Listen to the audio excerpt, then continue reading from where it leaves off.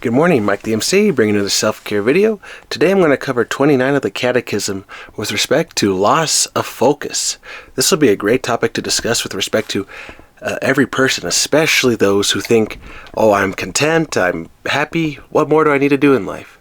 This will be a great topic to discuss so that way we get the rust out of our mind and stay focused on what needs to be done. Let's get into this topic.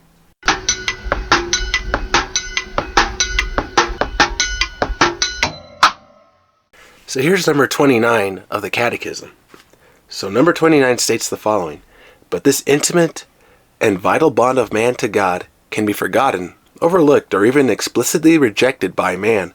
Such attitudes can have different causes: revolt against evil in the world, religious ignorance or indifference, the cares and riches of this world, the scandal of bad example on the part of believers, currents or thought of hostile to religion, and finally that attitude of sinful man which makes him hide from God out of fear and flee his call. Wow. So there's a lot to uncover with that right there with number 29. But the goal, or the idea to keep in mind, is that why do people revolt when they turn away from God? What drives them away? Well, according to the Catechism, it's that loss of a bond, that connection between ourselves to our Lord. And that makes sense, because if you lose connection with your parents over time, you're free. You're free to go around, do whatever you want, in the sense that, all right, if I'm blessed with good health, finances, etc., I can go and do what I please based on what I got. And now the danger is, if you're aware that there is a bond and you choose to avoid that connection with your Father, your parents, and Lord, that's where the destruction comes into play. And that's with everyone in the world. Catholic, non-Catholic, everybody, religious, non-religious, because if you don't have a solid role model in your life, someone to follow, you're free to go as you please. And now the question is, what are you going to do with your actions? Is it necessary to have a critic in our life? I would argue it's good. It's good to have someone point out, okay, that doesn't sound too good when you pray or speak in front of the people like that, Mike. Why don't you say it this way a little differently, or add some music?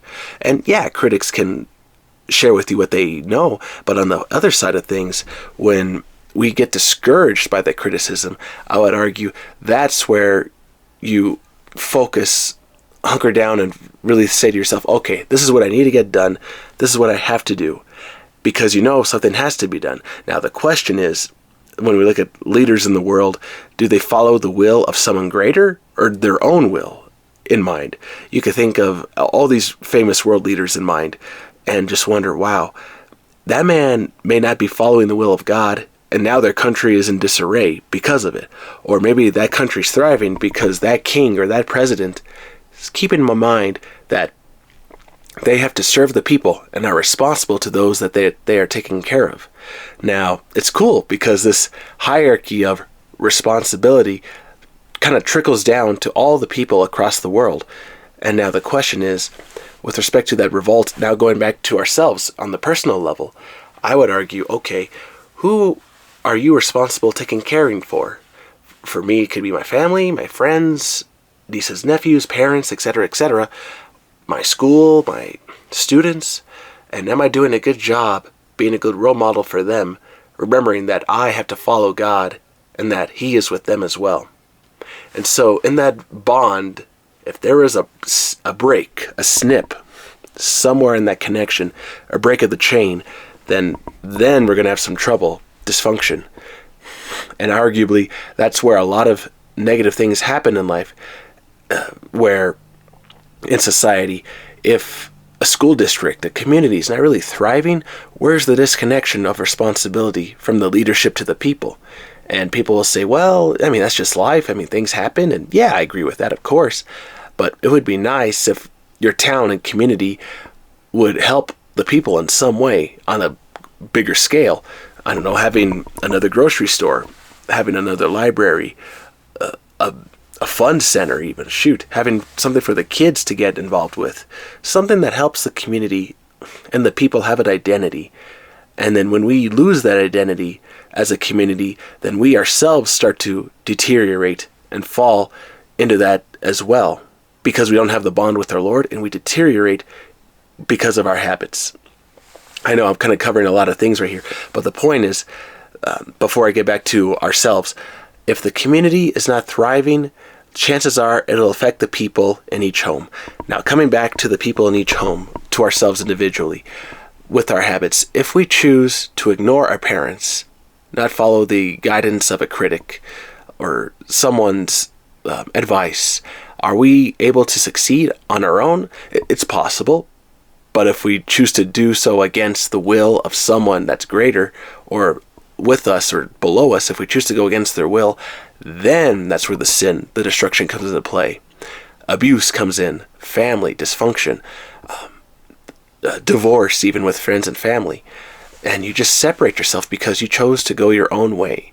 Now, for some of us, we have to escape abuse. I understand that. And if that's the case, okay, go get out of that abuse. But when you are destroying your family, knowing that you're responsible for many, many people in your life, then that is where destruction comes into play. For example, you could hear people in the house because my family's here today are taking care of everybody. But when we choose to separate on our own and not take care of the family, then destruction comes into play.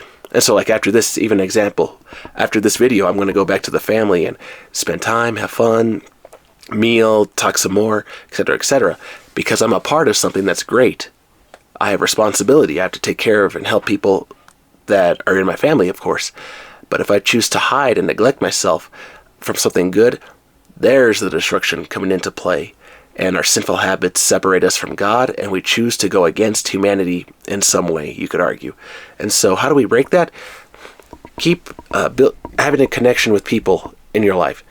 Phone calls, emails, anything to kind of break the ice that helps you not be so hidden from the world, where you finally come out every now and then to just say hello to the world, basically like, hey, I'm here, I'm doing this, blah, blah, blah. How's everyone doing?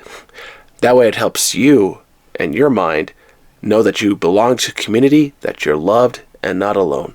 And people just got to remember, this is a channel to help you as well. You're not alone. If you listen to this, you are not alone. You're in the family of this channel, but more importantly, in the family of the world. And you belong and are special. So that's from Mike the MC. I hope you're doing well, staying strong with your New Year's resolutions. It's Saturday. Get ready for the next week. I hope everyone's going to have a wonderful day, and talk to you later. See ya.